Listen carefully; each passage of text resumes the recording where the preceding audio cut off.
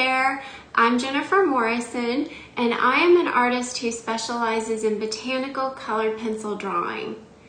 This is part 3 in a series of 4 videos that I have created as an introduction into colored pencils. In videos 1 and 2, I introduced you to some of the supplies that I like to use in my colored pencil drawings and demonstrated a few of my favorite techniques. In this video, I am going to show you the process that I used to draw this dahlia using Lyra Rembrandt Polycolor pencils on Strathmore Museum mount board. Let's get started. I am a photorealistic artist, which means I use photos as a reference image. Here is the reference image that I'm using for my dahlia drawing. This one came from a royalty-free reference site called Pixabay. I edited it and added a black background to suit my project. The second step in my process is to create a light outline of the reference on my drawing paper. Here is a tip. You can trace your reference image directly from your TV or computer screen, and doing this ensures that you have a perfect outline and sets you up for success in your drawing. Here's an image of the main supplies I will be using. I will be drawing on Strathmore Museum mount with Lyra Rembrandt Polycolor pencils. I will be blending the pencil using a low odor paint thinner from Dahlia Roundney, and I will be using a selection of brushes from Princeton to blend the paint thinner. 3 of the main colors that I used in this drawing were the light orange, cream, and vermilion. And I'll be mentioning more pencils as I work through the drawing, but you can find a complete list in the description section for this video. Now I'm ready to start drawing. Starting out here, you can see me working around the edge of this first petal using the Pompeian red pencil. I found that it was easiest to work on these petals one by one, and I often think of my drawings as a little bit of a puzzle. Just filling in one section at a time just keeps you focused and keeps the entire drawing from being too overwhelming. So just work on one petal at a time and move through your drawing like that, and that should help. Next, you can see me using the cream pencil to block in the areas that are quite a bit brighter around the tips.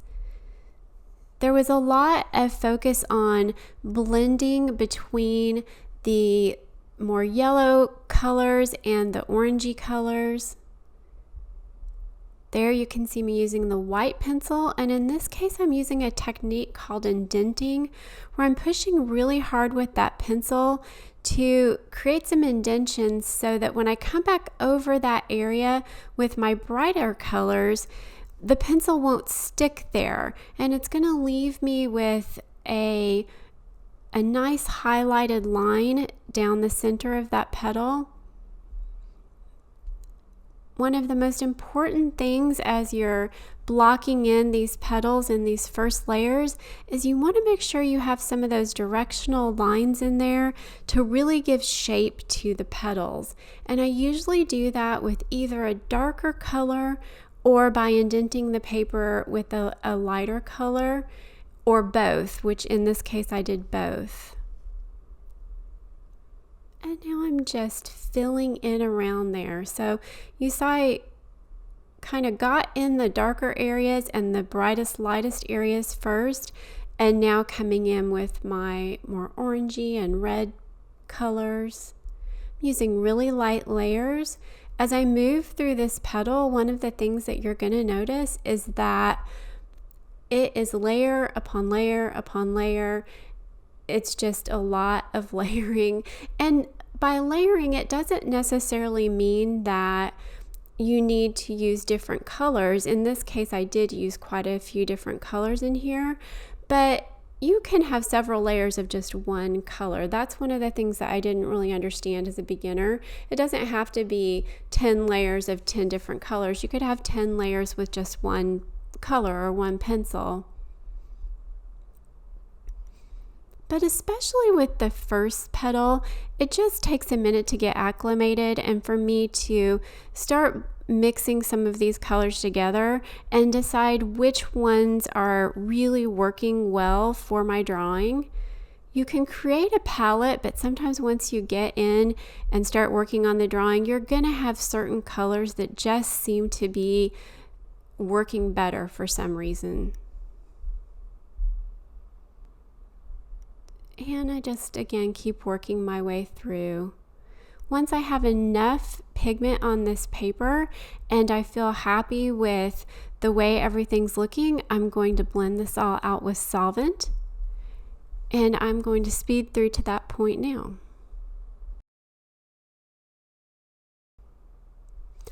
All right, this is the solvent that I'm using. It's Dahlia Roundy Odorless Paint Thinner, and I'm using this Princeton brush, an angular brush, to apply. Just dip the paintbrush into the solvent, and then I'm going to dab it off on an old cloth before I go in and start blending out the pencil. And what the solvent does is it just basically breaks down the binders in the colored pencil pigment and turns this into almost a paint. And I like to think of it as activating the color.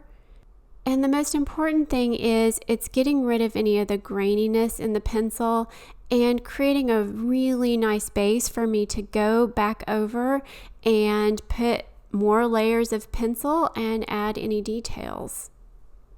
Here you can see me using an electric eraser. I like to use an electric eraser to pull up bits of color to add texture and depth to my drawings. That is a technique I talked about in video 2, so you can go back and watch that if you're interested. And after that, I'm just going to continue layering until I am happy with the way my petal looks. So in these final layers, I'm adjusting the values, so I'm going to make sure I have those shadows really nice and dark. And I was using the wine colored polycolor, especially in the shadows, and then also some of the Pompeian and the burnt carmine were also helping with those darker shadows. And then I'm also going to be brightening up the lighter areas using the yellows and the white. This is also the time that I would start to add in more details. Anytime you aren't happy with the way your drawing is looking, just make sure you give it enough time and keep layering. And here you can see this petal almost complete, and I am going to move on to the rest of the drawing. And for the sake of time, I will be speeding through the rest of the drawing. One of the important things to know about working with colored pencils is that it really is a very slow medium to work with. This drawing took me about 12 hours total for a 10 by 10 inch drawing. And many of my drawings have taken up to 40 hours for a larger, more detailed piece.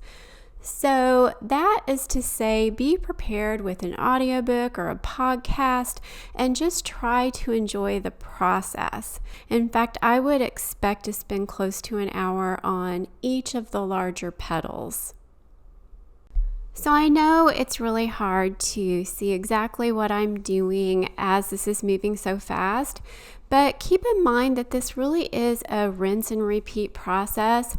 Once you know how to draw that first petal, I really drew all of these basically the same way. I just started off by laying in my shadow and highlight areas, then working in my mid-tone colors, blending everything with solvent, and then coming back and adding my final layers.